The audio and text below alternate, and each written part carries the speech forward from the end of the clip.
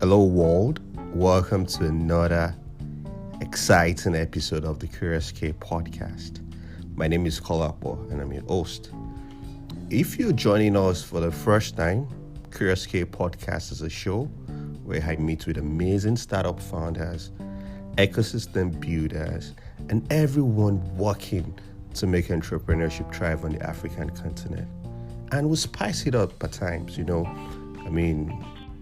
as they say, variety is a spice of life. So today we'll be doing something different, and that is based on the fact that last week I was invited by my friends at Rad5 Tech Hub, which is an innovation hub located in Southeast Nigeria, Abia State to be precise.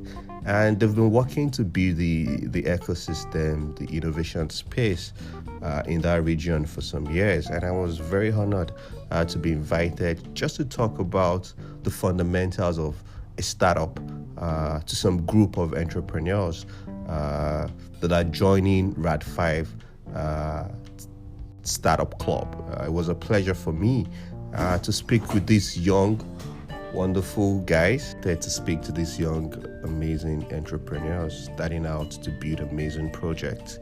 And on this episode, you'll be listening to my presentation about the fundamentals of building a startup, and I hope you enjoy it.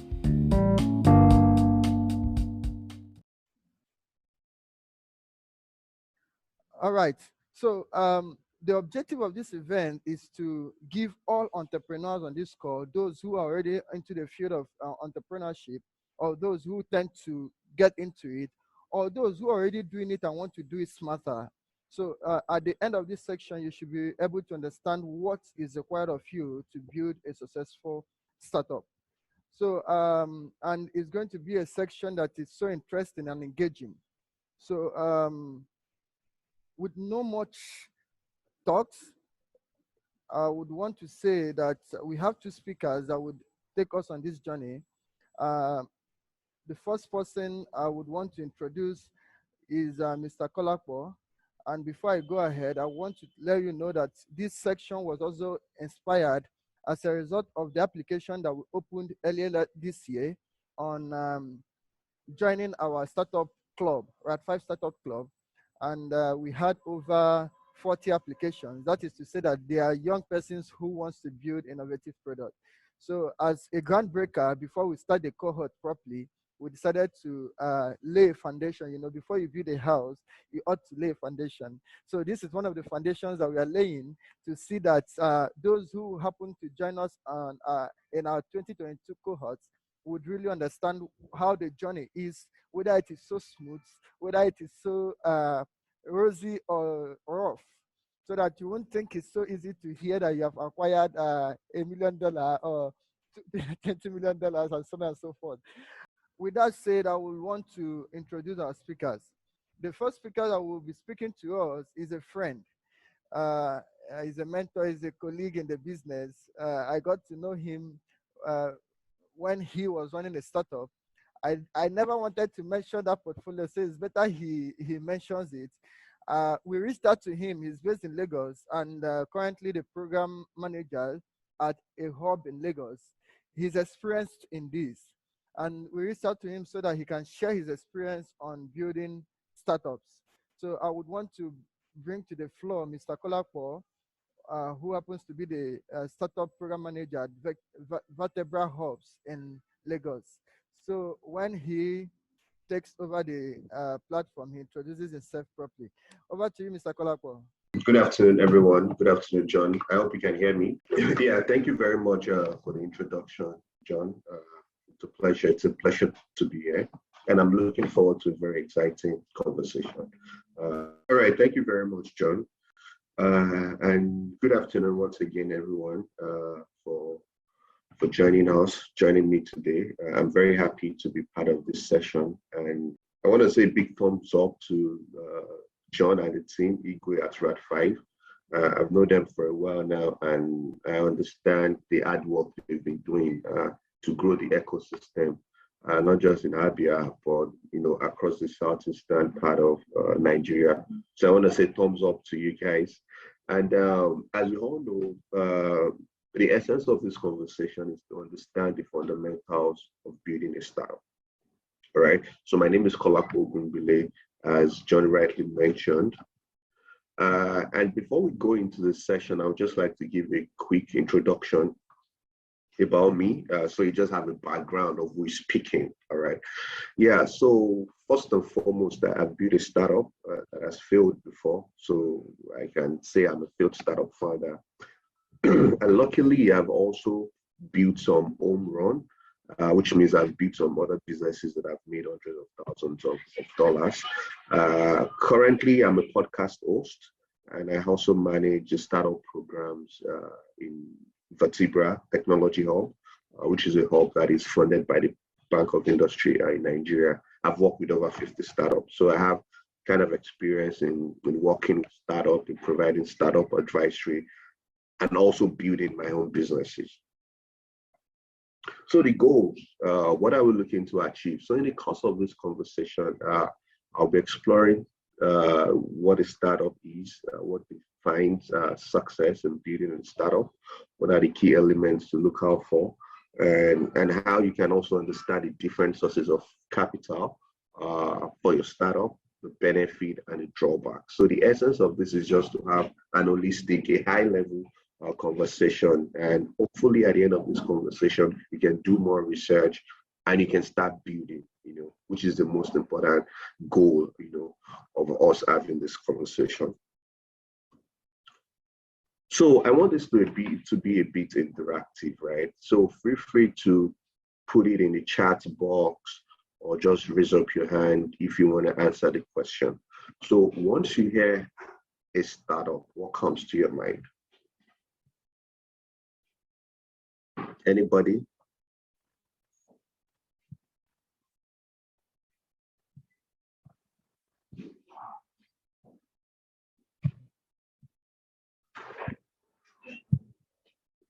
So what comes to your mind? Feel free to put it in the chat box, or you can as well just raise up your hand or unmute. And I would just like to hear, what your opinion is on these. Then we can proceed on the conversation. Anyone?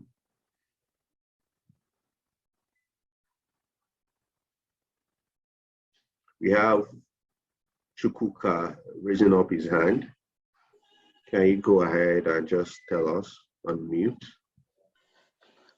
Okay, I can say a startup is, starting something new, probably something you've not been doing before. Okay, very good. That's a great response. Thank you very much, Chukwuka, for pointing that out. Anybody else?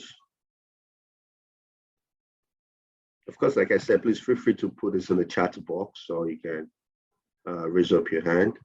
We have somebody else raising up his hand. Please go ahead. You can unmute. We have Anderson. Yeah, Anderson, please go ahead. On the chat, yeah. So Anderson says startup is a company or a firm that solves a problem and it's innovative, amazing. That's also a great response to look at what a startup is. All right, yeah, so we have two wonderful responses now about what a startup is. Chukwuka said, it means you're starting something new. We have Anderson.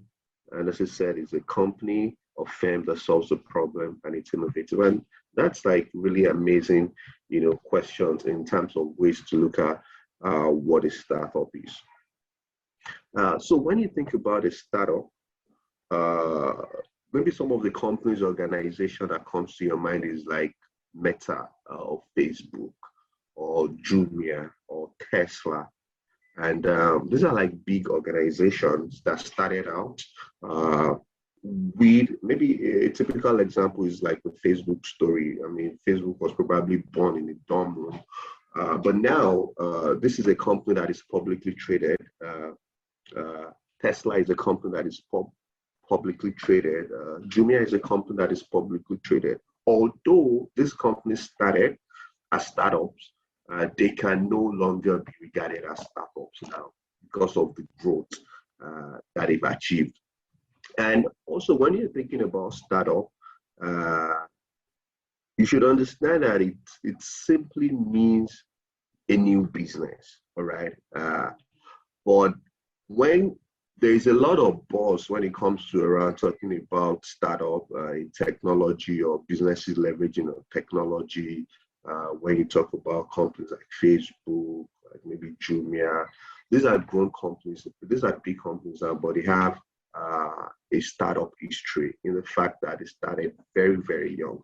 But that doesn't mean that a company that is not core technology based is not a startup. All right. So what I'm trying to say is that essentially startups are businesses that are very new. We've all heard of Kilimanjaro, right? They are a chain of fast food restaurants. Okay. I think maybe the company started some years, 8 years or 9 years back in Port Harcourt. And a cinema company that is starting at that time, when Kilimanjaro was starting out, they can be regarded as a startup. The fact that this guy is selling food and you're building something online doesn't make you different from the other business. The fact that you guys are young and you're new businesses, you can all be regarded as a startup. And I would also like to talk about SMEs so that we can have a clear understanding in terms of where the intersection comes in. All right. So this is a definition of what SMEs or MSME means by the Bank of Industry. We can see a micro business is a business with less than 10 employees that has a total asset of less than 5 million naira, that has a total revenue of less or equal to 20 million naira per annum. Small businesses has grown, has like 11 to 50 employees, is doing 100 million naira per annum. Medium businesses has like 51 to 200 employees.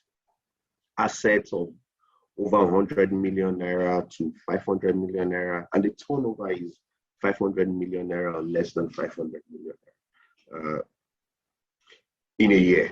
Okay, so and there is no way you build a startup. Of course, you can't start building your business without growing your team. So I just want us to understand that there will be some intersection in terms of place between the businesses that you see as an SME or MSME and a startup. So what are the key things that can actually distinguish a startup or from an SME? Startups are rooted in innovation. That is one of the key distinguishing factors of a business that is built to grow very fast. All right. And I remember Anderson also mentioned it, that it's a business that is innovative. Yeah, that's perfect because it's rooted in innovation. All right. And it's also a new business. Don't forget, it has to be a new business. You know, a business that is already a Fortune 500 company or is traded on the stock market can't be regarded as a startup again. All right. But in the early days, they can be a startup. But when starting out, these are businesses that are rooted in innovation. Okay. And they also aim for speed and growth. All right. That's why these businesses require a lot of investment over their lifetime, over the life cycle of the businesses, or even the business going on the public exchange is a way the business is looking to raise money for growth, for speed. All right. And the ultimate goal of a startup is known as the exit, which is the sweetest part, you know, for any founder or any investor, which I'm going to get to in the course of this presentation. Now, what is a startup? A startup is at a point when a company is selling its shares to the public or is being listed on an exchange. You know, we have the Nigeria Stock Exchange, we have the New York Stock Exchange, we have the NASDAQ, we have different exchanges across the globe. So the ultimate goal, a small business might not, or a SME business as defined by Bank of Industry, for example, might be a business that is not looking for an exit. All right. But a startup that is deeply rooted in innovation will be looking for an exit. All right, which is the ultimate goal for the investor or the founder that is looking or aiming for speed and growth. And businesses in different sectors take different times for them to get to exit. For example, I think it took PayPal 4 years before the investors or before they were listed on the stock exchange. I think it took maybe Square 4 years. There are some businesses in some sectors that takes longer. Maybe businesses in hardware typically take 11 years for them to get an exit. Businesses, and I think it took it took Facebook like 7 years. I think it took Google like 4 years. So businesses in different sectors have different, timeline before they finally get to exit. But in the course of the conversation, we'll talk more about what founders should look for in trying to raise funding. Is funding really important? And then you need to even raise funding for your business. So what would define success for you in building a startup? Now we understand some of the key elements in terms of what a startup is. We understand what a startup is. It's a new business. Some of the key elements is innovation. If you're looking for growth, a business that is not necessarily leveraging technology can also be regarded as a startup as long as it is made. So what are the defining elements that can make these businesses successful? The first thing is the team, all right? Who are the team members, all right? I remember John shared something that there are businesses now that are raising millions of dollars. The question is, why are these businesses raising this amount of money, all right? And maybe I'll also talk about in the course of the presentation, which can be like someone's spoken word in the startup world. Domain expertise is also very key.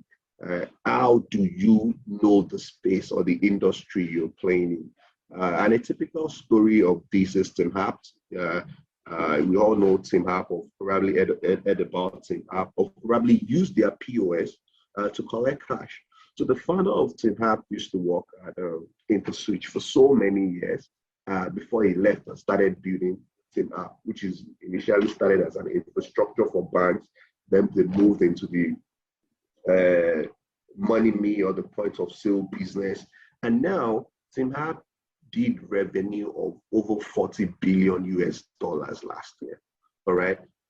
Tosin, who is the founder of Tim Hapt, before he started the company, he has domain expertise. He has worked for so many years in InterSwitch before starting out his company. So those are some of the key elements, all right, that can help define your success, as a startup founder. Number two, the third one is the drive. It takes a lot of time and it takes a lot of hard work. People say, I want to start my business because I want to have time for my family or myself. I think that's the opposite. If you want to start a business, you probably wouldn't even have time again for yourself or your family, because it's a lot of work and it's a lot of sleepless nights. People just don't go into business. I don't think business, although it can give you some form of flexibility, but it's a lot of hard work and it's a lot of grind. And another key factor element is the market size, in terms of the size of the market. How big is the market? These are some of the elements investors look out for, or professional investors look out for at the point of making the decision to invest in your business. All right. So I've just tried to reemphasize this in terms of some of the defining elements that can make you build a successful business as a founder. Do you have the entrepreneurial skills needed? All right. What have you done before? All right. I mentioned domain expertise. Even if you don't have domain expertise in that industry, what have you built before? Have you built something similar in another industry? Are you from an entrepreneurial background? Do you have families that are doing business? Have you even stayed in your mom's shop, to help her account for what she's selling? She's selling soft drinks, she's selling clothes. What are some of those basic skills that you have? And it's very critical, because it's a marathon. It's a long-term journey, and you just have to be consistent. So understanding the fact that you have entrepreneurial skills is needed. It's the grind. You just have to build on it. It's not something that can be taught. And to lay emphasis on the team as well, that do you have a team that is well equipped and well balanced to build this business? In starting out a business, you can be 2, 3, 4 team members on the team. And at that point, what are the complementary skills that you have? Are you the business guy? Are you the software guy? Do you have the marketing guy? Do you have the content guy? What are the complementary skills that you're bringing on board? And if you look at some data about startups raising investment in Nigeria, you probably see, hey, maybe some of these guys have gone to school in the US. Some of them have worked with Google. Some of them have worked with Accenture. There has to be a mix, all right, in terms of the talents that are coming together and the experience, all right? Because at the early stage, what investors look for is the team, all right? There are quotes that says ideas are dime a dozen. The most important thing is the execution, because the ideas can change. Startups are about iteration. A startup that is rooted in innovation is about iteration of your business model. It can change. You can start selling. You can think this is a product the market needs. If you are looking at the product market fit approach, and you get to the market, and the market is saying something else. Or you might well research your market, and this is a pain you're facing personally, or this is a pain the market has been screaming for, and you can build a product that complements it. So it's just very key to have a balanced team in building a successful startup. But the third thing you can also consider is the USP, the unique selling proposition. What is different? What is the flavor that is different about the business you're doing? What makes it different? All right. There are some businesses that you see. It was just like during the days of Jumia and Konga. What were they doing? These businesses are basically selling the same product online. All right. But what was Junior differentiation? What's Konga differentiation? It's just about the banks nowadays. You have GTB Bank, Wema Bank. What are all these banks doing? They're selling the same product, but they also try to fight or try to distinguish their product, their company, even if they're in the same company. And irrespective of the market you're playing or the market you're trying to build, if the market size is very large and the barrier to entry is very low, it's also very important as a business for you to find out your unique source, your USP, or anything that's going to make you different from your competitors. So let's go to another very interesting part of this conversation, which is where do startups get funding? And John, please, maybe you can just send me a message, maybe 10 minutes, 15 minutes, so I can be sure how I'm progressing or using the time. All right, great. Thank you. Yeah. So where does startup get funding? All right. We've discussed about what a startup is. We understand what are the key elements required for you to have to build a startup. The next thing is money. I mean, one of the key issues, having worked with startup for some years, is funding. It's a very big issue. All right. You need money to grow any business. All right. It's very key. So where do startups get funding? All right. So these are some of the lists that we're going to explore: friends and families, angel investors, accelerators. I'm just putting in incubators because incubators don't necessarily, invest in startup, but just to clarify that, I will clarify that in the course of the presentation. Startup also raise money from crowdfunding. Interestingly, we have a platform that you can do that now in Nigeria. And most importantly, VC firms. These are the guys that invest from maybe $25,000 to as high as hundreds of millions of dollars in startups. We have corporate investors, we have family offices, we have banks, and of course, your customers. Yeah. So these are all sources of ways businesses or startups can raise funding for their business. So let's explore the first one, families and friends. Right. This is one of the easiest ways for startup to raise funds. You can reach out to your friend, your sister, your uncle about a business, this amazing business idea that you have, and they'll think about it. Does this make sense? I think this makes sense. Maybe because they like you or they don't want to break your heart, they might invest. If they see this entrepreneurial urge in you, they might be willing to support you. But in most cases, families and friends are the way entrepreneurs can access funding to start their business. And angel investors also look at this, like, before you get to VCs or even angel investors, they want to know, have you received funds from your family and friends? Some people call it 3Fs: family, friends, foes, family, friends, fools, and what have you. But I think that's a bit biased, and that might be a conversation for another day, because what of people that don't have wealthy families or wealthy friends that might invest in their businesses? What should they do? All right. I think we'll get to that conversation later on. But basically, in raising funds for your startup, one of the first sources you can leverage on is the family and friends. Then, of course, let's talk about like the benefits. All right. For raising funds for family and friends, we talk about the benefits and the drawbacks. You can easily raise funds because you trust, you know your brother or your uncle knows you, all right? The trust has been established, all right? And because of this presentation, we'll see that people try to even invest in people that they know or they trust. So who is going to trust you first? It's probably going to be somebody you know than a VC you probably just sent out an email to. So that's the benefit of starting out with family and friend. Trust already established. They are more likely to invest, okay, because they know you. They probably don't want to break your heart, and they just believe in what you're doing. Anything you do, they always want to be there to support you.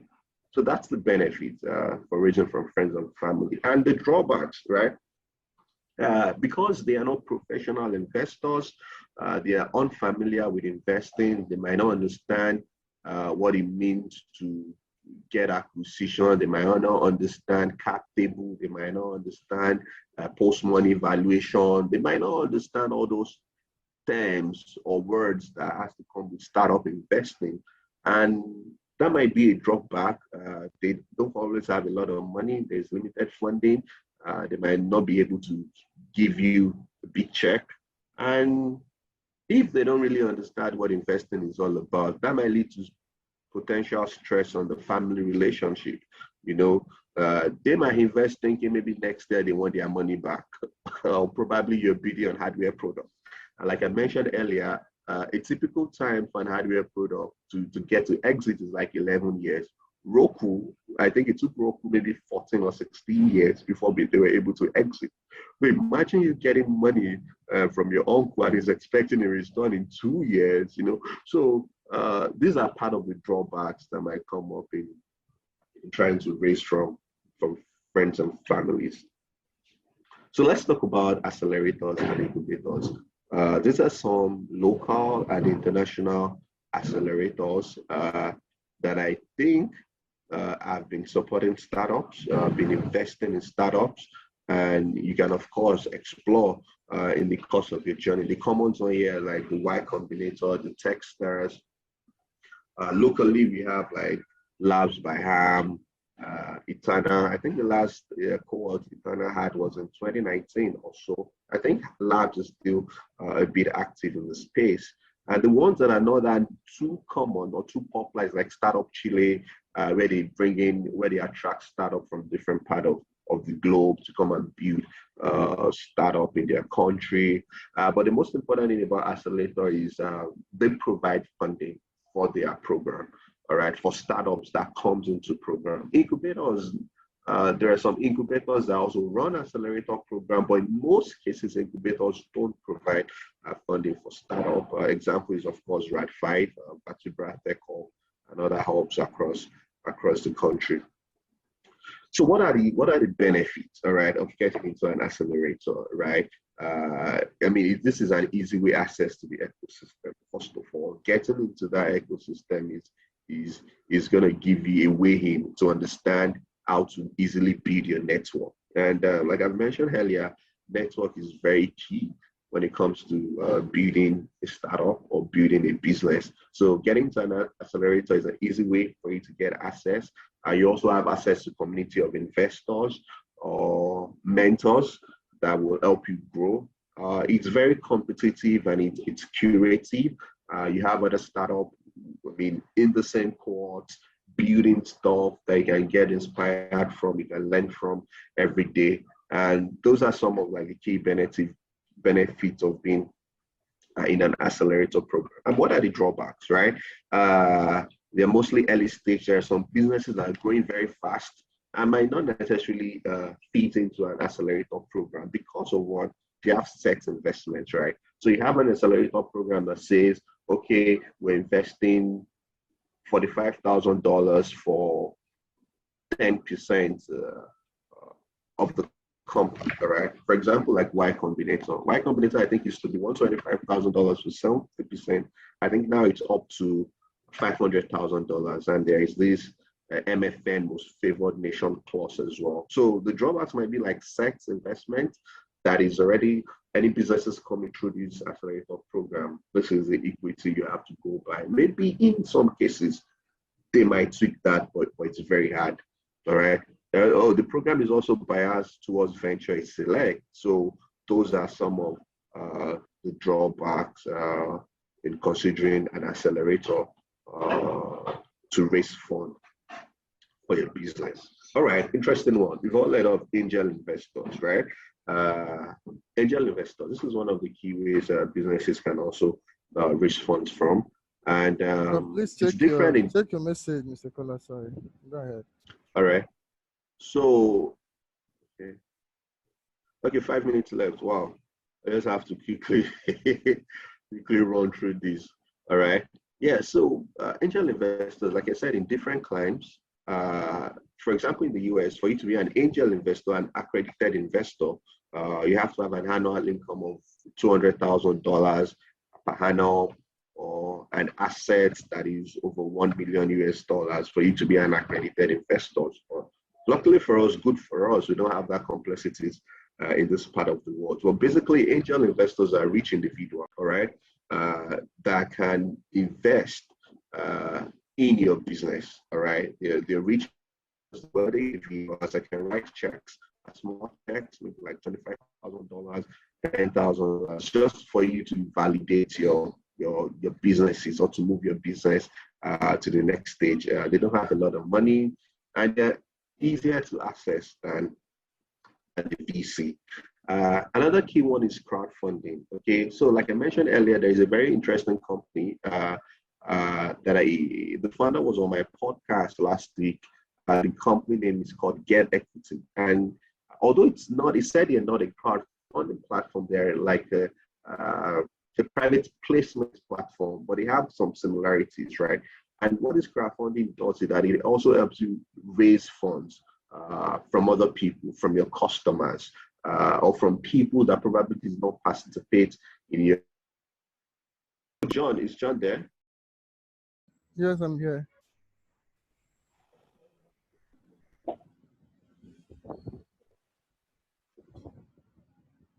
Thank you for noting that.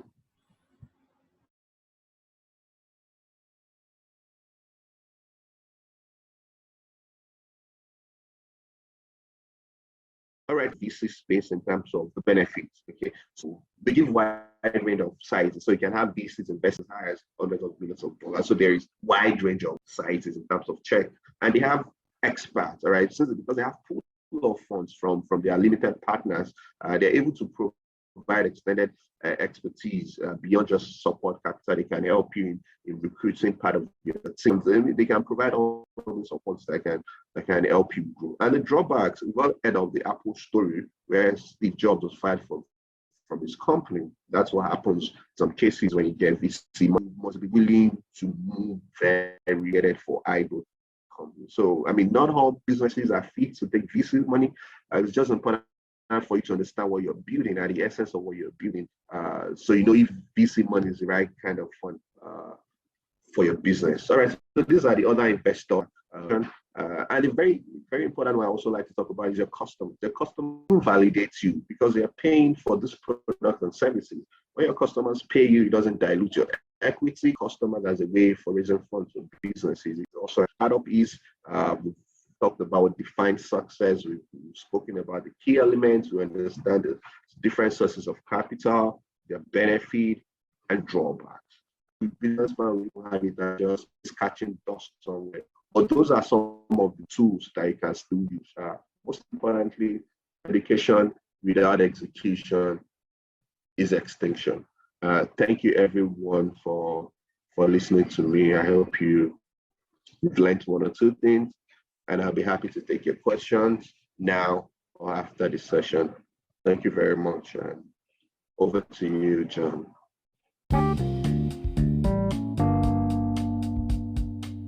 I hope that was a wonderful presentation. I hope you enjoyed it. It was an exciting session for me. And next week, watch out for another interesting episode from the Curious K podcast. Looking forward to see you soon. Love you. Bye.